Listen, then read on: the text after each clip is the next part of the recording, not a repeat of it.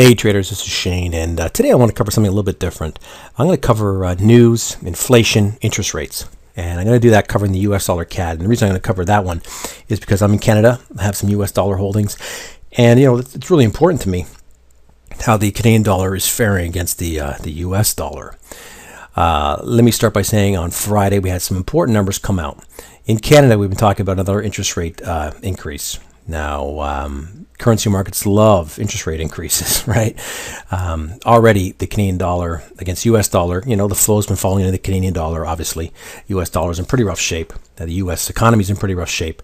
And interest rates are a bit higher here in Canada, higher yield. And flows usually go to the higher yield. So what talk was that to quell inflation, right? They're talking about hiking up interest rates. When countries are experiencing inflation, what do they usually do? They hike interest rates, right? To quell the spending. And that's what CPI measures, right? Just the price of a basket of goods. So let me just show you this little chart here. This is from the Stats Canada website. And this is just basically the change in CPI. And you see what happened is it's been going up. It's over 12 months, okay, 12-month percent change. But look what's happened. From this nice rally up, it started to drop. It's pulling back, right? It dropped back 0.6%. Nobody was really expecting that. Actually, some people were shocked about how far off this consensus was. This consensus was a forecast of basically 24 economists. Actually, Bloomberg, that's where that comes from, the 24. They were looking at a 3.6% rate of increase. Well, that didn't happen. So the market was kind of like, well, wait a second here. So let's take a quick little look here. So what happens when the news doesn't come out as expected? The interest rate comes off the table, right? Well, you know what? If CPI is not as high as we thought it was, maybe this whole idea of inflation is really not, going on like we think it's going to go on. And they were talking hiking interest rates in September, which would just, do wonders for the Canadian dollar and do horrible for the U.S. dollar. Not like the U.S. dollar needs any help to be worse off. So here, right, and around 7 o'clock, right around here. 6:55, 7 o'clock in this area here. So the number comes out. Right? What does it say? It says CPI is not as high as we expected. It had fallen, right? The basket of goods didn't increase like we thought it was going to, and a lot has to do with the auto sector and the deals that they were offering. And someone had said that even hotel rooms, had gotten cheaper. So that kind of skewed this number a little bit. So what happens? Well, what comes off the table? The inflation number comes off the table, right? Well, we're not going to be looking at hiking interest rates simply because the inflation is not what we thought it was. So now that could still happen, but when the news comes out, people think about what it means. What is the repercussions of this? And the repercussions was, hey, you know what? Inflation maybe not be such an issue. They really have no reason to really increase interest rates, would they? So what happens? Market responds to that, right? And that kind of news is not in the favor of the Canadian dollar. So look what happens.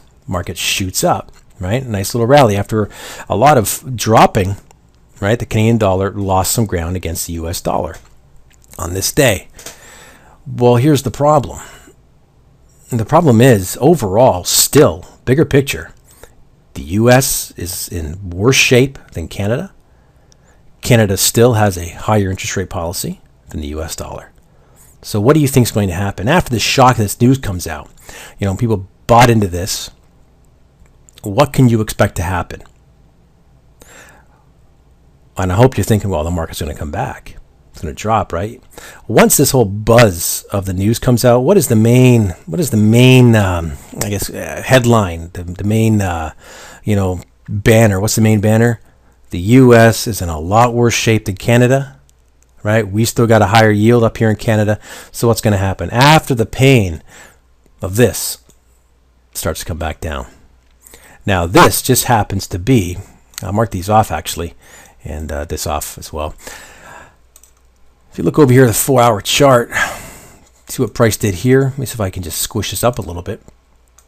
You see this area has had some bounces before, broke through, come back up. So when you get these areas right here, not to get off subject here, but you know that there's going to be some offers in at that level anyhow.